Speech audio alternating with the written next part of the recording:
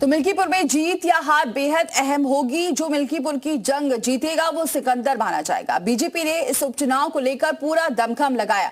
लोकसभा चुनाव में फैजाबाद की हार का बदला लेने के लिए मिल्कीपुर में मंत्रियों की फौज उतार दी, तो वहीं समाजवादी पार्टी ने भी अपनी सीट को बरकरार रखने की सारी कोशिशें की। इस एक सीट की जीत के क्या मायने हैं वो भी देखिए।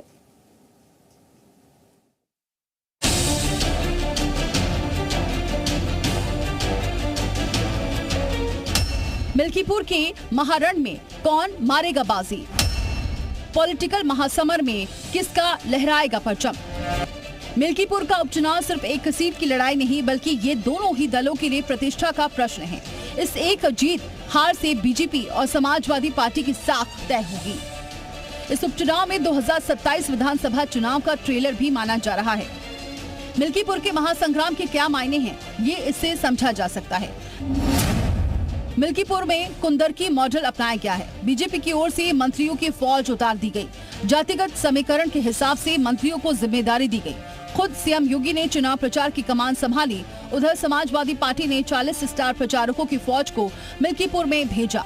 जातिगत समीकरण के हिसाब से नेताओं को जिम्मेदारी दी गई।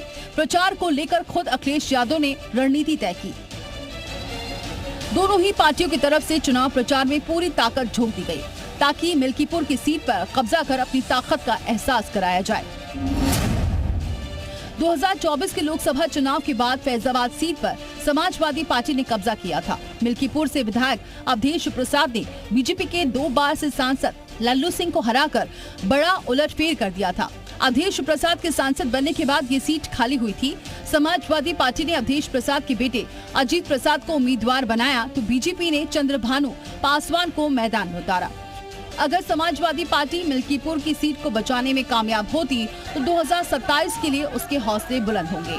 वहीं अगर बीजेपी मिल्कीपुर की महाभारत फतेह करती है तो 2027 के चुनाव को लेकर उसके इरादे और मजबूत होंगे। अयोध्या से प्रवेश पांडे के साथ ब्यूरो रिपोर्ट जी मीडिया।